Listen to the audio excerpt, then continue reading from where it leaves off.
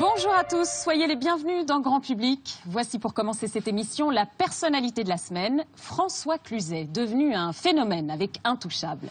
Dans quelques jours, il incarnera l'auteur du Casse du siècle, le convoyeur Tony Musulin, plus tard un navigateur du Vendée Globe, des rôles que François Cluzet a longtemps rêvé d'obtenir.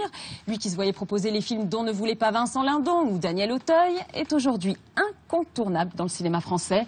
Mais qui se cache derrière cette star au sans visage? Portrait signé Romain Clément.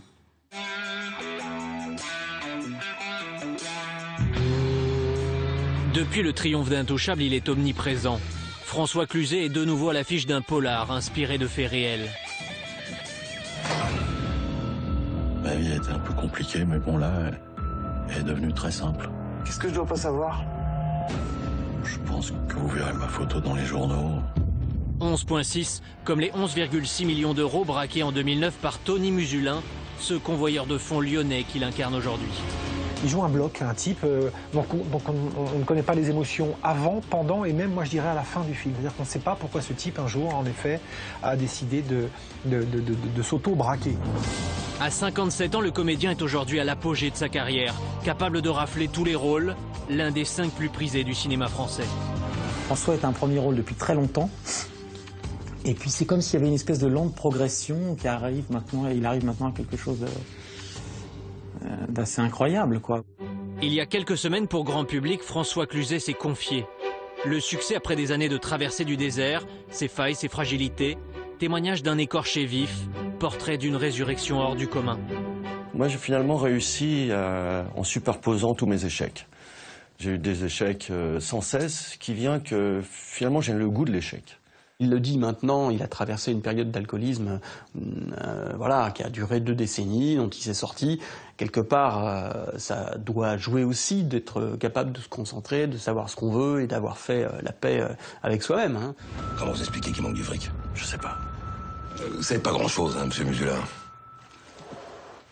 Moi, j'ai plutôt l'impression que c'est vous qui savez rien. Les Sables d'Olonne, début novembre. Aux côtés des concurrents du Vendée Globe, François Cluzet tourne en solitaire au milieu des rugissants, à bord d'une de ses Formule 1 des mers. Film avec son complice Guillaume Canet où il incarne un navigateur de la mythique course autour du monde. Un rôle physique pour celui qui a atteint le sommet de son art. Alors, dis-moi ce que t'en penses. Ah, écoute, c'était pas mal de là-haut, il y a un bon point de vue. Hein. Moi j'ai toujours adoré les aventures, les aventuriers, je suis un fan de Jean-Louis Etienne. Donc d'un seul coup, je me retrouve au sein de cette aventure, même si c'est un film, c'est d'abord une aventure même pour nous. François Cluzet, un aventurier qui aime se mettre au défi et n'hésite pas à se plonger à fond dans la vie de ses personnages pour être le plus crédible, comme nous le raconte le réalisateur de cette épopée maritime, Christoph Offenstein. Quand il accepte un rôle, il se prépare à 100%. Il a pris possession du bateau, il s'est entraîné et c'est un skipper, quoi. C'est vrai qu'il y a un côté caméléon chez lui. Hein. Il est capable de tout jouer. Vous lui mettez un ciré jaune, hop, il devient Tabarly en solitaire. Vous lui mettez un bleu de travail et il devient convoyeur et il vous braque 11,6 millions dans un fourgon. Cluzet a depuis le début toujours su maintenir le cap, garder confiance et croire en sa bonne étoile. Alors j'ai toujours pensé, ça marchera. J'ai toujours pensé, je veux réaliser mon rêve d'enfant d'être un acteur célèbre. Et pour devenir cet acteur célèbre, il commence dès l'enfance à jouer la comédie, dans le magasin que tiennent ses parents dans le 7e arrondissement de Paris. Dans le magasin de mes parents, il y avait à peu près 700 personnes qui venaient par jour, parce qu'on vendait essentiellement des journaux. Et j'essayais pratiquement, tant que j'y travaillais, en venant de l'école, de changer de personnage à chaque client. Ça devait être une sacrée galerie. Et ça a été ma meilleure école. Sa carrière commence sur les planches dès 1976, il enchaîne très vite avec le cinéma.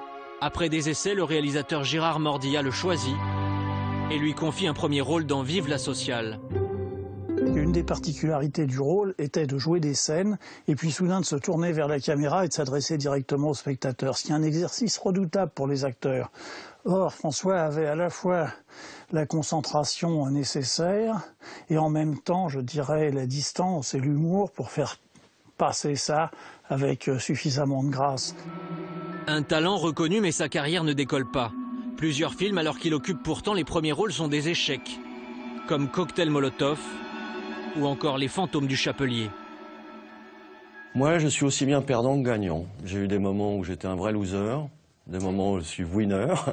Mais disons que pour moi, les choses se passent entre les deux. J'aimerais pas gagner sans cesse. Parce que pour moi, l'échec, c'est l'antichambre de la réussite. C'est-à-dire, plus j'ai d'échecs, plus je sais qu'immanquablement, la réussite va avoir sa carte. Et la réussite se fait attendre. En 1995, le réalisateur Pierre Salvadori peine à l'imposer pour sa comédie Les Apprentis, où il doit jouer un écrivain raté. Pour les producteurs, François Cluzet n'est pas encore une valeur sûre. François, c'était à l'époque quelqu'un qui avait une reconnaissance artistique, la reconnaissance du milieu, mais qui n'était pas ce qu'on appelle déjà peut-être l'acteur bankable, comme on dit, qu'il est devenu maintenant, c'est-à-dire sur lequel on peut monter des très gros projets. À l'époque, il doit faire preuve de patience et d'autodérision, même si le duo formé avec Guillaume Depardieu séduit le public, son nom ne retient pas l'attention.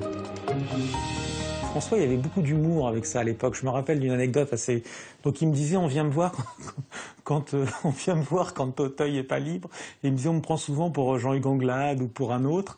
Je me rappelle quand tournait Les Apprentis un jour dans la rue, nous on avait les écouteurs, il avait un chef, on était en extérieur, il y a un type qui est venu lui dire salut, t'es Jean-Hugues Anglade? Et François lui a répondu non, je suis Vincent Lindon. Il ne retient pas l'attention, l'acteur est surtout victime de ses excès, qui vont compromettre pour de nombreuses années sa carrière. C'est quelqu'un qui a un peu disparu parce que je crois qu'à un moment, il le dit lui-même aujourd'hui, hein, il a aussi succombé à certaines tentations de ce métier. Il y a eu un problème avec l'alcool à un moment, problèmes sentimentaux, qui ont fait que voilà, il le dit, il a pété les plombs à un moment. Donc du coup, forcément, les réalisateurs et les producteurs se sont un peu détournés de lui. Paradoxalement, c'est avec un rôle d'alcoolique repenti qu'il va exorciser ses démons et remonter la pente. Philippe Godot lui propose dans Le Dernier pour la route d'entrer dans la peau d'Hervé Chabalier, ce grand reporter victime lui aussi des ravages de l'alcool. Pour reprendre le mot d'Hervé Chabalier, vous ne picolerez plus jamais? Non. Non, j'ai trop gâché de moments avec l'alcool. Ce qui m'a donné envie de faire ce film, c'est les vertus de ce film, c'est d'apprendre déjà que l'alcoolisme, c'est une maladie. Et moi, j'ai beaucoup fait dans l'excès. Et un jour, je me suis rendu compte que j'allais y perdre tout. Et ce qui l'avait séduit, c'est que le film démarrait à partir du moment où cet homme décidait d'arrêter de boire. Et je pense pas qu'il ait eu à travailler. Voilà, je pense que c'est quelque chose, c'était plutôt des choses qu'il a laissé revenir, qui étaient présentes, qu'il connaissait. Vainqueur de son addiction, François Cluzet reste un écorché vif. Et les réalisateurs vont utiliser cette fragilité pour lui donner des rôles d'hommes au parcours cabossé. Ça me fait pas peur de me faire mal.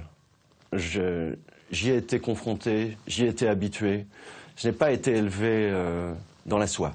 Donc je sais ce que c'est que la douleur, je sais ce que c'est que l'émotion, je sais ce que c'est, comme beaucoup. En 2007, une rencontre déterminante le remet définitivement en selle. Il rencontre Guillaume Canet, qui lui fait confiance, qui le fait bosser sur son adaptation du thriller d'Alan Coben, ne le dit à personne. Et là, c'est la révélation, là, c'est le carton. Il rafle un César, d'ailleurs. D'un seul coup, on a l'impression que le métier s'est dit « Ah ouais, quand même, il y a Cluzet ». Ah bah oui, c'est vrai, on a oublié, il est là, toujours. Et quand on regarde les films qu'il a enchaînés après, Intouchable, évidemment, et puis ce qui arrive là, on voit que ce sont des rôles qui sont plus profonds, plus lourds, qui abordent vraiment des choses... le parcours d'un mec de 55 balais, en effet, qui en a aussi bavé. Avec Intouchable, le film phénomène aux 20 millions d'entrées, son rôle de tétraplégique et son tandem avec Omar Sy lui font connaître le triomphe. Il devient l'un des acteurs les plus demandés du cinéma français.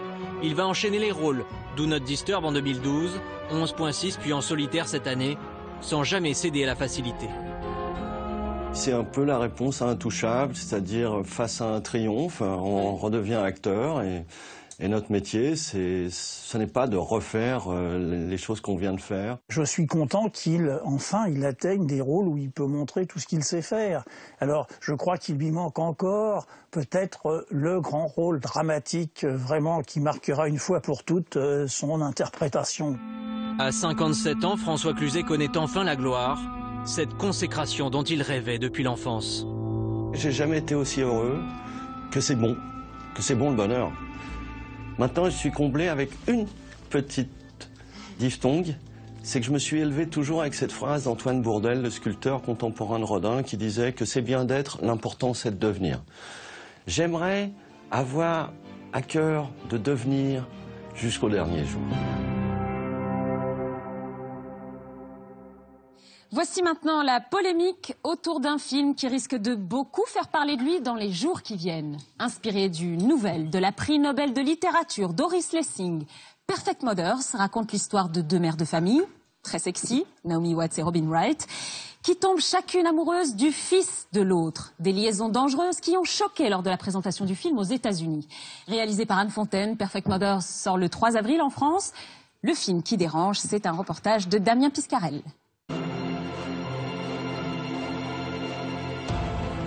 Le film n'est pas encore sorti dans les salles, pourtant l'affiche est explicite. Sulfureux, troublant, scandaleux, des adjectifs qui interpellent. Perfect Mothers, en français les mères parfaites, ou quand deux femmes au rapport fusionnel entretiennent une liaison avec leurs fils respectifs. La nuit dernière, j'ai surpris ma mère qui s'éclipsait de la chambre de Yann. C'est impossible. Après Nettoyage à sec, Coco avant Chanel ou Mon pire cauchemar, la réalisatrice Anne Fontaine s'attaque à une histoire d'amour atypique pour certains, immorale pour d'autres, et qui a déjà créé une polémique aux États-Unis. Ce quatuor néo-incestueux, mais quand même qui joue avec l'idée du tabou, et qui a en même temps quelque chose d'une profondeur affective, qui avait tout de suite quelque chose qui m'a fasciné personnellement.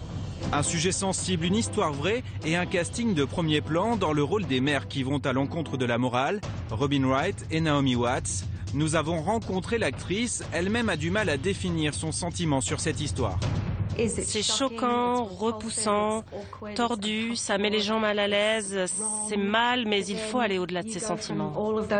Ceux qui vont aller voir ce film, sans avoir entendu parler, vont avoir une réaction, oui, un peu surprise. Cette surprise peut faire qu'ils vont adorer le film, ou peut faire qu'ils ont envie de sortir de la salle.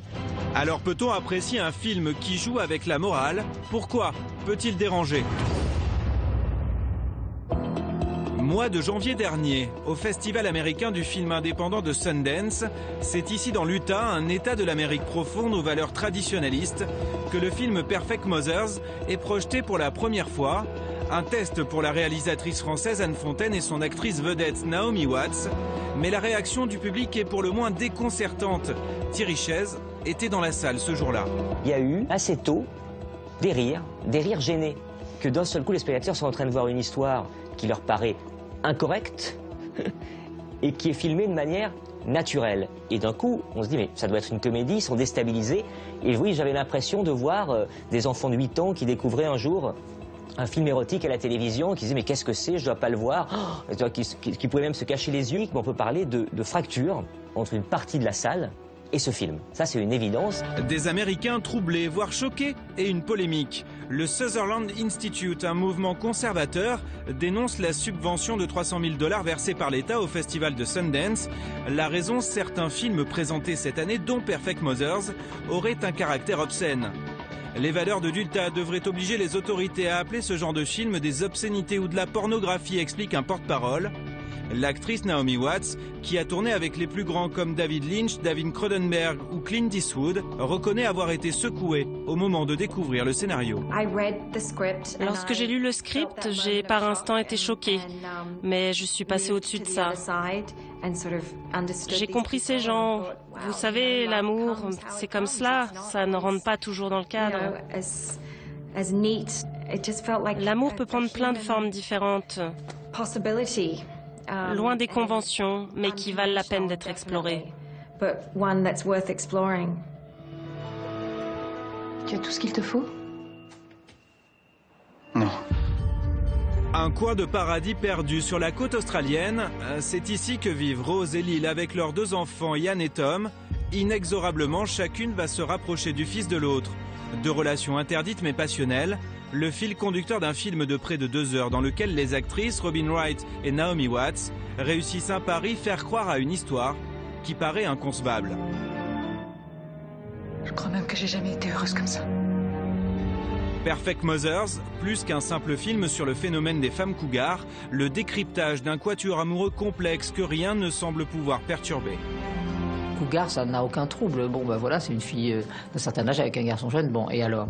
Là, ça touche des zones sur la famille, sur qu'est-ce que c'est que d'être amoureux d'un enfant qu'on a quasiment élevé. Donc c'est beaucoup plus pervers en un sens et aussi profond.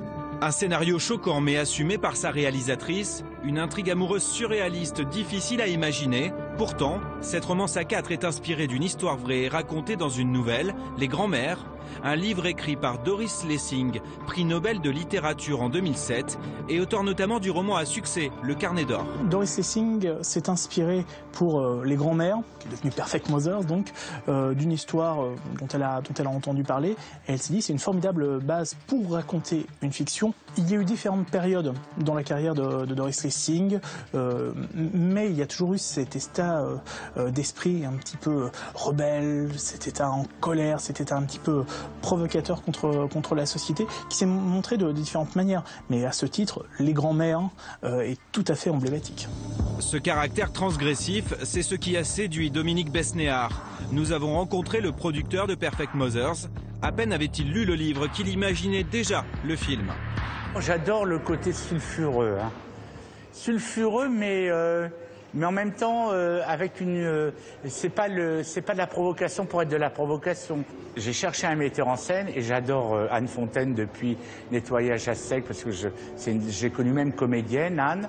Et à ce moment-là, je lui dis tu devrais lire ça et elle a eu un coup de foudre. J'ai été sidérée et enthousiasmée par cette histoire d'amour incroyable. J'avais jamais entendu parler d'une histoire comme ça.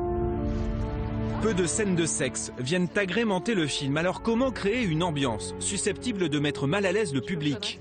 Grâce à des paysages envoûtants, grâce aussi à une interprétation très forte basée sur les regards et les non-dits. D'un seul coup, Anne Fontaine, je trouve, a réussi, par la force de son cinéma, à nous y faire croire, à nous mettre sans doute à un moment mal à l'aise, à mettre beaucoup de gens mal à l'aise, et en même temps à tenir son cap qui est, ces gens-là s'aiment, ils savent d'où ils viennent, ils savent qu'a priori ils ne doivent pas s'aimer, mais leur corps et leur regard font qu'ils ne peuvent que s'aimer. Alors comment le film sera-t-il accueilli à l'occasion de sa sortie en France le 3 avril prochain? Récemment, Dominique Besnéard confiait avoir un peu peur de la réaction du public. Je sais que la bande-annonce intrigue.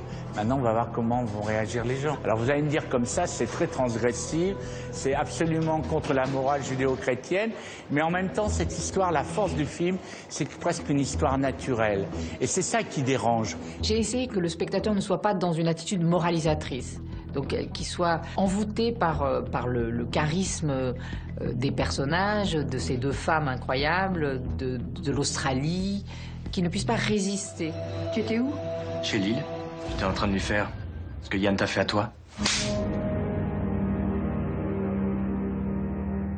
Mardi dernier, 7 tableaux volés à des familles juives pendant la Seconde Guerre mondiale ont été restitués lors d'une cérémonie très symbolique au ministère de la Culture. Mais le scandale des œuvres d'art spoliées est loin d'être totalement réglé. Il reste dans nos musées près de 2000 de ces œuvres confisquées par les nazis et jamais rendues à leurs propriétaires. Alors, pourquoi ces restitutions au compte-gouttes sont-elles si tardives? C'est une enquête de Virginie Plot.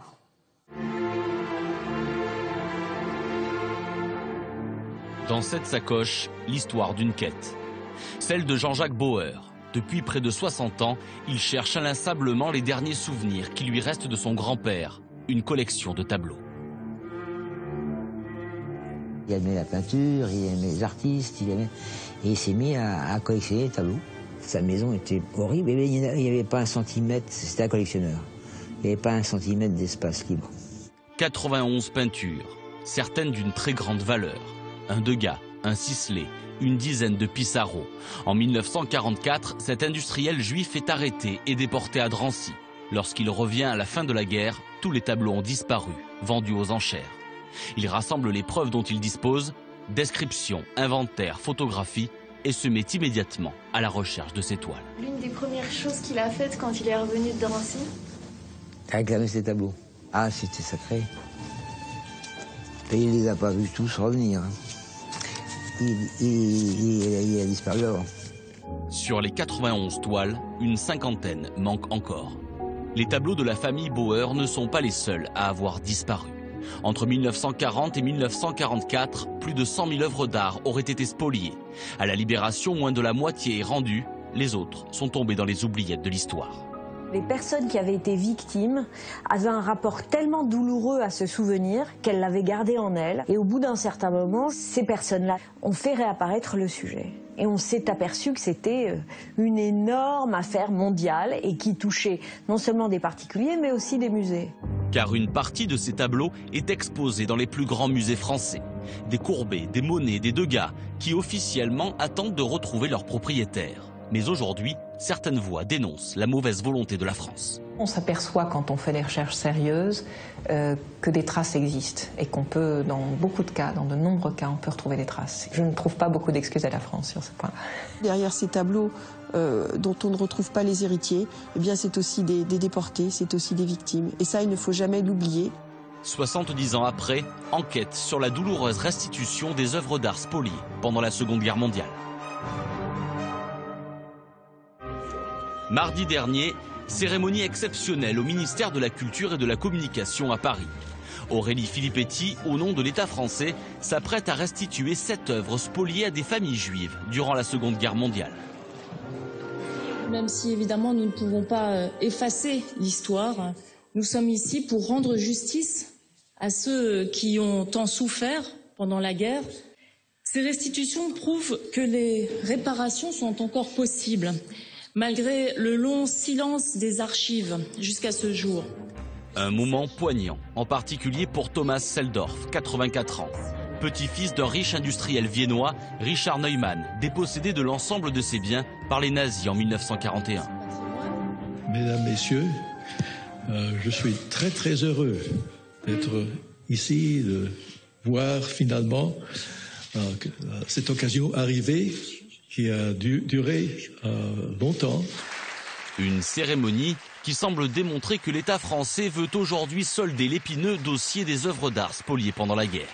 Aujourd'hui, c'est le service des musées de France qui va reconstituer le parcours, l'histoire de chacun des tableaux dont nous soupçonnons qu'il a été spolié à des juifs pendant la guerre.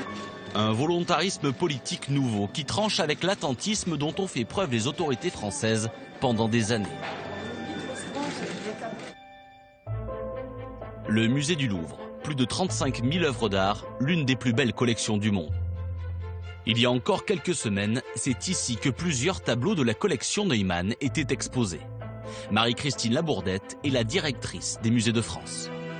Le public a eu d'une certaine manière la chance de pouvoir bénéficier d'une vision de ce qui était une collection privée et qui était destinée à le revenir. Car les tableaux du docteur Neumann, comme des milliers d'autres, n'auraient jamais dû se retrouver un jour dans un musée français. Leurs propriétaires, des particuliers juifs, en ont été dépossédés par le régime nazi. Exposés parmi les autres œuvres, seules quelques lignes sur le cartel de présentation laissent supposer leur passé. En dessous, vous avez marqué « Récupéré en Allemagne après la Seconde Guerre mondiale, attribué au musée du Louvre par l'Office des biens privés 1950, MNR 279 ». Donc c'est ce statut très particulier qui fait que l'État n'en est pas propriétaire, qu'il le conserve et qu'on espère pouvoir le rendre. MNR, pour Musées Nationaux Récupération. 3 lettres qui témoignent d'une partie sombre de l'histoire de France. À partir de 1940, l'Allemagne et le régime de Vichy organisent conjointement l'arianisation, la dépossession systématique des Juifs. Les œuvres d'art n'y échappent pas. Plus de 100 000 seront spoliées. Partis rejoindre le Reich pour alimenter le futur musée de Linz dont rêve Hitler ou pour grossir la collection de Göring. En 1945, les soldats alliés découvrent ces trésors de guerre. Aujourd'hui, nous avons récupéré une partie des biens que nous avaient volés les Allemands. Trésors monnayés, trésors métalliques, trésors d'art, arrachés aux collections françaises. Combien déjà avons-nous retrouvé de toutes ces choses qui constituent le patrimoine national et qui avaient émigré dans les souterrains et les mines de sel d'Allemagne? À l'époque, 45 000 œuvres retrouvent leurs propriétaires. Quant aux 55 000 autres, une immense majorité s'est évaporée dans la nature. À l'inverse, certaines récupérées ne sont pas réclamées. Environ 2000 d'entre elles sont confiées aux musées nationaux en attendant de pouvoir les restituer. Puis le dossier passe au second plan. On en est à 70 restitutions, bon, plus les 7 qu'on nous annonce et dont je me réjouis à nouveau. On peut dire que le bilan, il est extrêmement modeste. Corinne Beauchou est sénatrice. Elle est aussi historienne et spécialiste de ce sujet depuis près de 15 ans. Elle a longuement étudié cette inertie de plusieurs décennies. Se sont mêlés au fil des ans. Tout d'abord l'impression qu'on avait fait tout ce qui pouvait être fait. Ça a été le cas dans les années 50. Et puis c'est vrai qu'il y a eu une grande phase d'oubli pour tout un tas de raisons, on va dire jusqu'à la chute du mur de Berlin. Et au moment de la chute du mur de Berlin, là, on a constaté qu'un sujet qu'on croyait réglé ressemblait à certains égards un petit peu au secret de famille. Ce tabou, Corinne Hershkovitch y a été souvent confrontée. Elle est avocate. C'est elle qui, la première, a osé assigner un musée en justice pour récupérer des œuvres spoliées. Et pas n'importe lequel, le Louvre. J'étais la seule à y croire. Tout le monde m'a vraiment traité de folle, aller se battre devant les tribunaux, contre le Louvre, etc. Vraiment, à l'époque, personne n'y croyait. C'est par hasard qu'un de ses clients, venu pour toute autre chose, lui raconte l'histoire de son grand-père, un diplomate juif italien amateur d'art.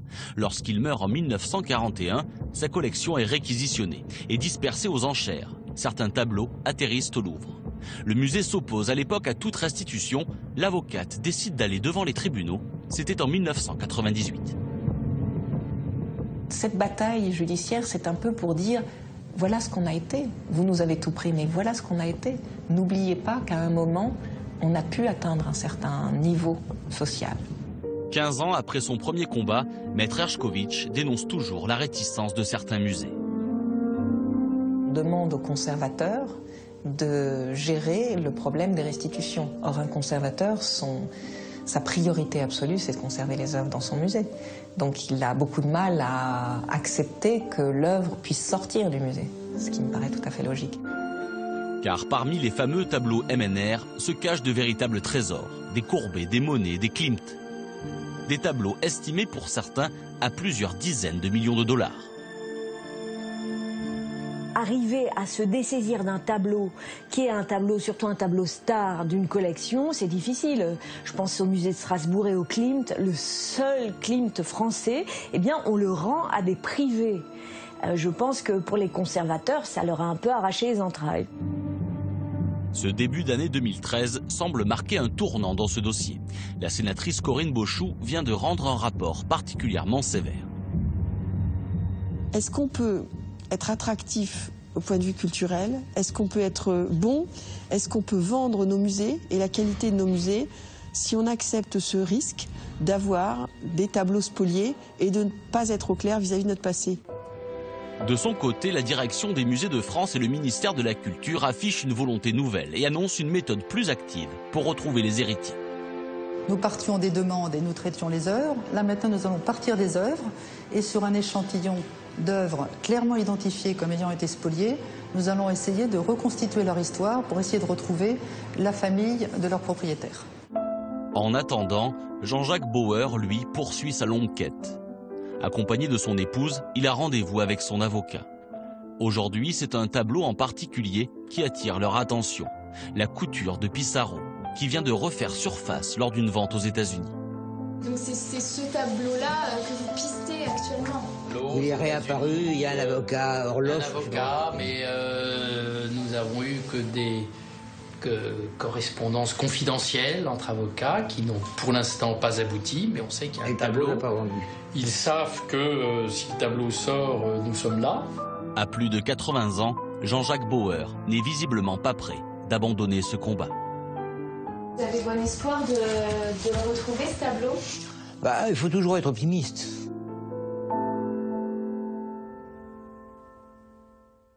C'est le dernier combat de Pedro Almodóvar. Dans son nouveau film, Les Amants passagers, le cinéaste espagnol brise encore un tabou. Il raconte son histoire la plus gaie, comme il dit, fidèle, encore une fois, à son personnage de provocateur. Peu de cinéastes ont autant que lui accompagné et influencé l'histoire de leur pays. De l'après-franquisme à l'actuelle crise économique, comment Pedro Almodóvar a-t-il été de tous les combats culturels? C'est notre décryptage cette semaine. Quant à Canette.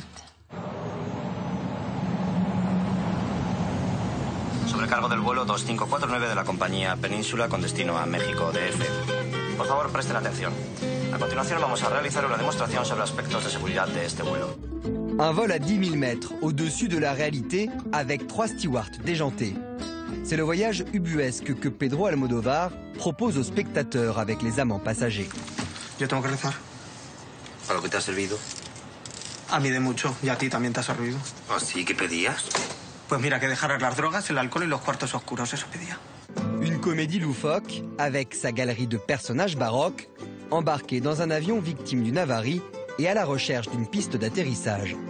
Un scénario aux antipodes des derniers films du réalisateur, comme Bolbert ou La piel que habitó. C'est un pur Almodóvar de ses débuts, c'est un film post-Movida. C'est un peu bordélique, mais quelque part finalement on retrouve aussi un Almodóvar voilà, déjanté, très libre. Un retour à la comédie qui fait un carton auprès des spectateurs espagnols et met les critiques du pays au bord de la crise de nerfs. Alors, comment expliquer ces 30 ans de relations passionnées entre Pedro Almodóvar et l'Espagne? Et pourquoi a-t-il choisi le registre de la comédie pour son nouveau film? Enquête sur un enfant terrible du cinéma qui n'en finit pas de surprendre son monde. Almodóvar Superstar, c'était le 9 mars dernier, place Callao à Madrid. Dans une Espagne en crise, des centaines de fans s'étaient réunis pour rejouer la scène phare des amants passagers, la danse des 3 stewards dans la cabine de l'avion. À croire que jamais le réalisateur n'a été si populaire en son pays. Et je suis vraiment très ému que vous soyez venus aussi nombreux danser la chorégraphie des amants passagers. Merci beaucoup. Merci à toi Pedro pour ton ciné et surtout merci de nous faire rire avec une comédie. On avait vraiment envie de rire avec ton cinéma. Et pour faire rire avec cette danse, Almodóvar est allé chercher une amie, la chorégraphe Blanca Lee, installée à Paris. Selon elle, c'est cette légèreté apparente qui explique le succès du film. Il a très envie de rigoler, de s'amuser et c'est vraiment un contexte de comédie drôle où tout peut arriver. Aujourd'hui, un film comme ça, ça fait plaisir aussi. Et surtout en Espagne, on a envie de rire. Sincèrement, on n'a pas envie de drama. Résultat, après une semaine d'exploitation, Les Amants passagers a déjà généré 2 millions d'euros de recettes en Espagne. Almodóvar de retour à la comédie, pas de quoi étonner les amateurs du réalisateur. Le précédent film, La piel que habitó, était un film où on avait dit qu'il rendait hommage au film noir, qu'il avait perdu son humour, qu'il était devenu un cinéaste très classique. Et là, tout d'un coup, il redevient jeune, il redevient libre, et il nous refait penser à un film post-Movida, en quelque sorte, qu'il avait déjà réalisé dans les années 80, au début des années 80. Car c'est bien ce registre, mêlant le kitsch à l'humour transgressif, qui a fait les premiers succès du cinéaste espagnol. En 1982, 6 ans seulement après la mort de Franco, Almodóvar met en scène l'homosexualité et joue le rôle d'un chanteur punk dans son propre film, Le labyrinthe des passions. Bueno, los melancólicos no pueden estar con vosotros esta noche por problemas de drogas, tráfico ilegal de niños, trata de blancas y algunas cosas más. Pero en su lugar van a actuar un grupo que todos conocéis y que odiáis. Pero mientras ellos vienen, aquí mi amiga y yo vamos a improvisar una bonita canción.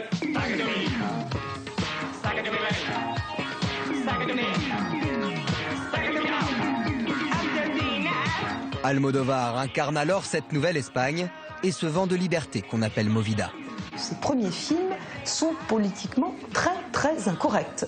Les voir aujourd'hui, c'est être confronté à un moment de l'histoire de l'Espagne où toutes les barrières tombent. Mais c'est en 1988 qu'Almodóvar accède enfin à la reconnaissance.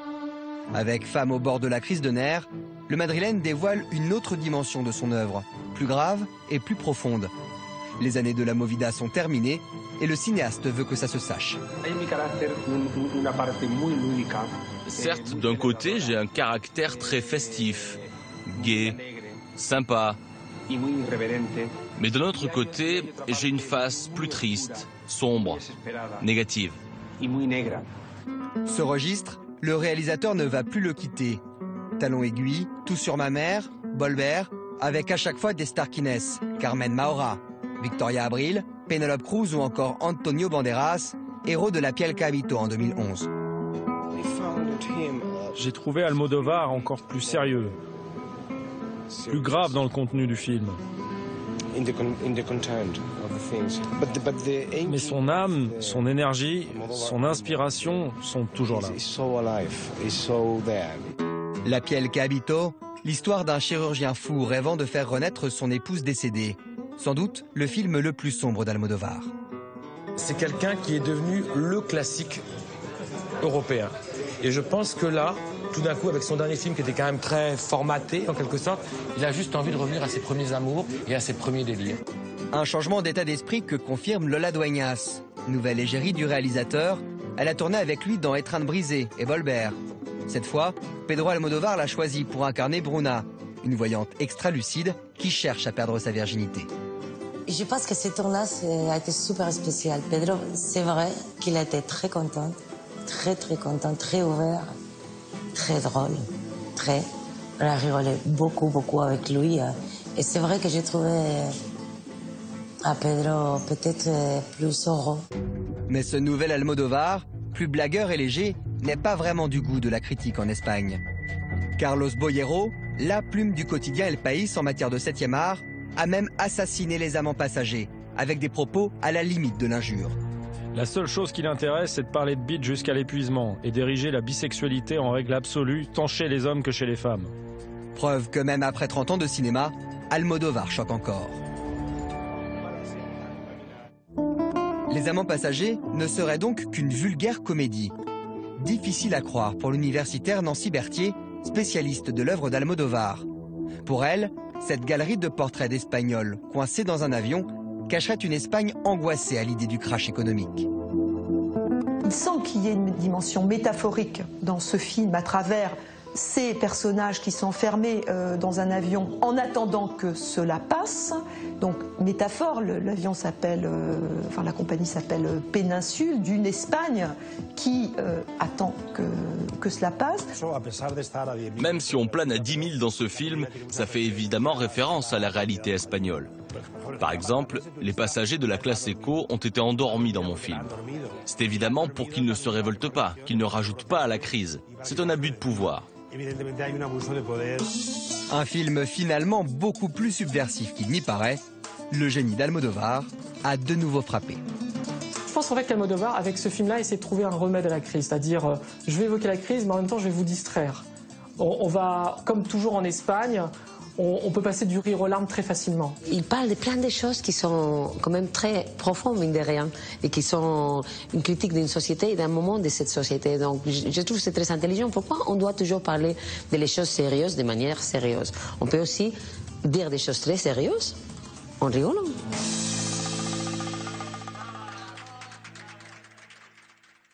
Grand public s'intéresse maintenant au peintre qui a révolutionné l'art du XXe siècle. Pablo Picasso s'est éteint il y a 40 ans tout juste à Mougins. C'est là d'ailleurs qu'il aurait dû être enterré, mais le maire de l'époque s'y était opposé. 40 ans plus tard, Mougins consacre une exposition sur les dernières années de sa vie. Pablo Picasso, le crépuscule d'un génie. C'est notre document cette semaine. Il est signé Sophie Pagès.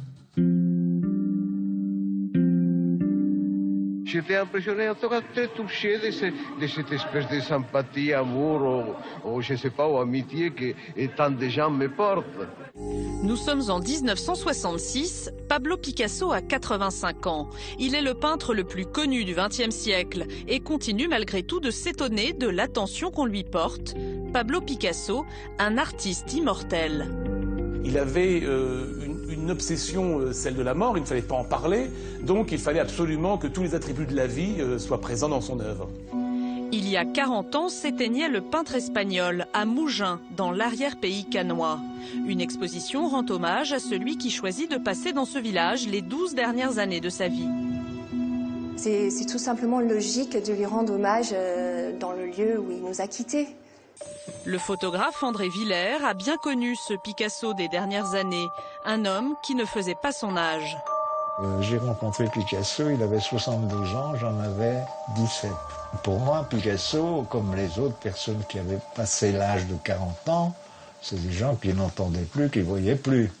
Aujourd'hui adulé dans le monde entier, vers la fin de sa vie, son travail fut pourtant l'objet de critiques virulentes. On l'a accusé d'être une espèce de vieillard lubrique qui faisait de la peinture pornographique. Retour sur les dernières années de la vie du maître, entre sursaut créatif et combat contre un déclin inexorable. Dans ce petit bureau, à l'abri des regards, ils sont deux à faire leur marché parmi ces cartons, des trésors de l'histoire de l'art.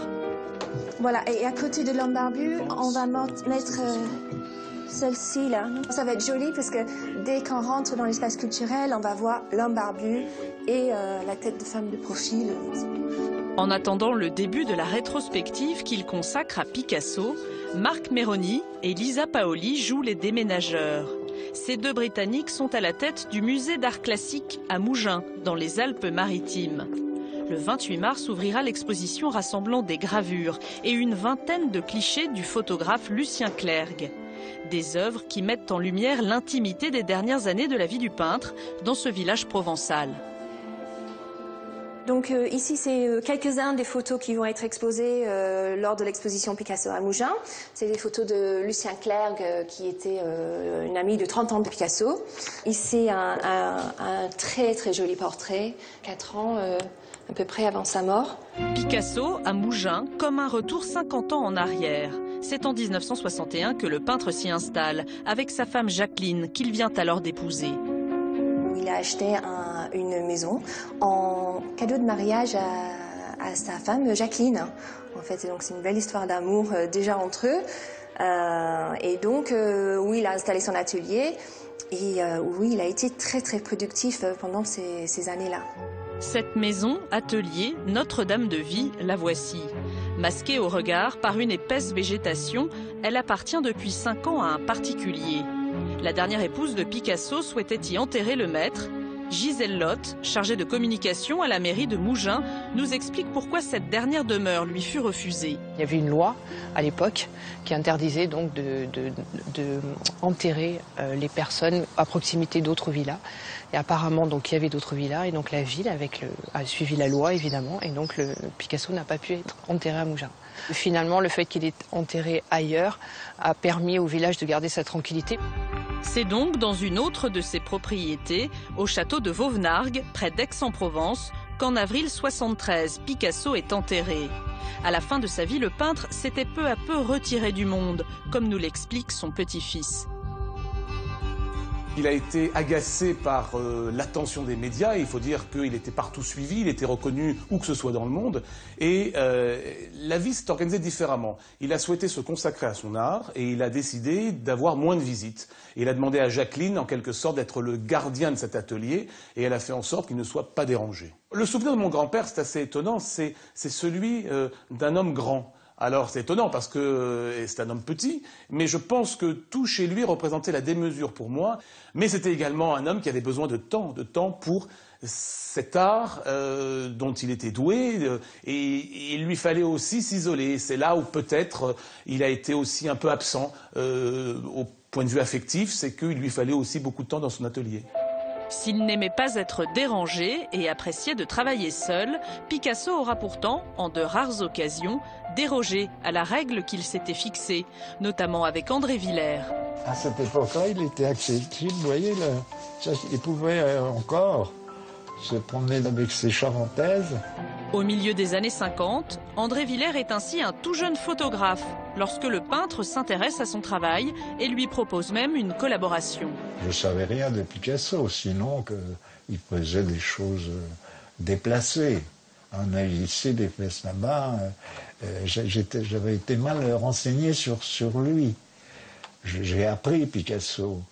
Je lui ai dit, il m'a dit, c'est moi qui t'ai mis au monde. Il se rendait compte que je rentrais dans son œuvre. C'est vrai qu'il y a eu un peu ça, on a fait un travail en commun.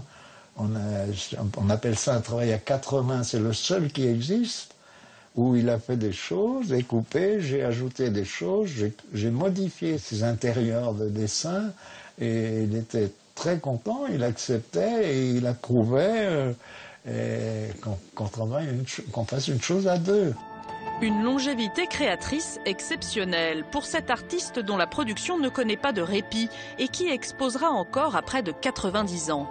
En 1970, au Palais des Papes à Avignon, il va exposer presque 170 peintures, un chiffre incroyable qui montre la vigueur de l'artiste. Il va y avoir un scandale parce que ce sont comme des aplats de peinture de toutes les couleurs sur la toile, mais ce sera aussi la preuve pour lui-même qu'il est toujours là. À la fin de sa vie, Picasso revisite les chefs-d'œuvre de l'histoire de la peinture, comme dans ce tableau de 1965 intitulé « La pisseuse », inspiré de cette gravure de Rembrandt. La femme et l'amour l'inspirent toujours autant, des tableaux charnels, provoquants, comme le souligne l'historien de l'art Philippe Dagen. La critique anglo-saxonne, la critique américaine, le trouve obscène et il finit sur un désastre. Ce vieillard, peut-être lubrique, après tout, poussait la peinture dans ses retranchements en se posant une question qui aujourd'hui paraît peut-être moins aventureuse. Qu'est-ce qu'on peut peindre?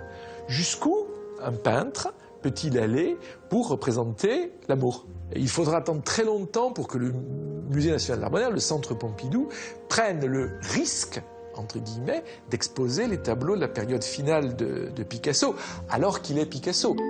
Dans les années 90, ses œuvres ultimes sont comme redécouvertes. Au 5e étage du Musée national d'art moderne, une pancarte signale ainsi l'une de ses toiles. Brigitte Réal, directrice adjointe du musée, nous révèle combien cette peinture, autrefois décriée, témoigne pourtant de la verve de Picasso. Alors ce couple de 1971 est une des dernières peintures de Picasso. Elle représente évidemment une peinture consacrée à l'amour, au sexe, les sujets de toute sa vie. On retrouve le bleu de sa jeunesse, la fameuse période bleue de Picasso, mais qui est ici ressuscitée à travers un thème extrêmement sexuel. Les dernières années sont une sorte de sursaut créatif, avec un geste rapide, même une espèce d'engagement physique dans la peinture. Son génie, en quelque sorte, reste intact. 70 ans de carrière, plus de 60 000 œuvres produites. Sans doute est-ce aussi là que réside le génie de Picasso, un artiste qui, jusqu'au bout, n'aura jamais cessé de créer. Sachez que le magazine Secret d'Histoire consacrera un numéro exceptionnel aux peintres, à suivre le 9 avril à 20h45 sur France 2. Merci d'avoir suivi Grand Public. Je vous donne rendez-vous sur le site france2.fr pour revoir cette émission. On peut aussi se retrouver sur les réseaux sociaux. Avant de vous quitter, voici comme chaque semaine notre extrait culte. Aujourd'hui, nous avons choisi l'un des chefs-d'œuvre de Federico Fellini, son 3e Oscar. Le film s'appelle 8,5. Il ressort à partir du 3 avril en version restaurée à la Filmothèque. Au casting, Anouk Aimée, Claudia Cardinal et Marcello Mastroianni dans le rôle d'un cinéaste dépressif qui se réfugie dans ses propres fantasmes. Ici, une scène restée fameuse, celle du harem. Je vous souhaite un excellent week-end à tous et je vous retrouve jeudi prochain dès 23h15 pour un nouveau numéro de Grand Public. Ça suffit, femme. Sortez-moi de là, à présent. Gloria, passe-moi le talc. Ah, bien sûr, bien sûr, bien sûr. Si tu savais, Guido, ce que ta femme t'a préparé pour dîner. Du risotto aux ortolans. Vous êtes contente que je sois là? Ce n'est pas ce que vous avez toujours désiré. Si, bien sûr, le beau petit poulot à sa tante. Nadine, tu t'es assez regardée dans la glace, espèce de grimacière. Nadine, redis ce que tu as dit à Copenhague. Nous nous voyons dans la délicieuse obligation de prier les passagers de ce vol de passer la nuit à Copenhague, par suite d'une bienheureuse panne de moteur. Tous les frais seront payés par notre compagnie. À tous, nous souhaitons une merveilleuse nuit.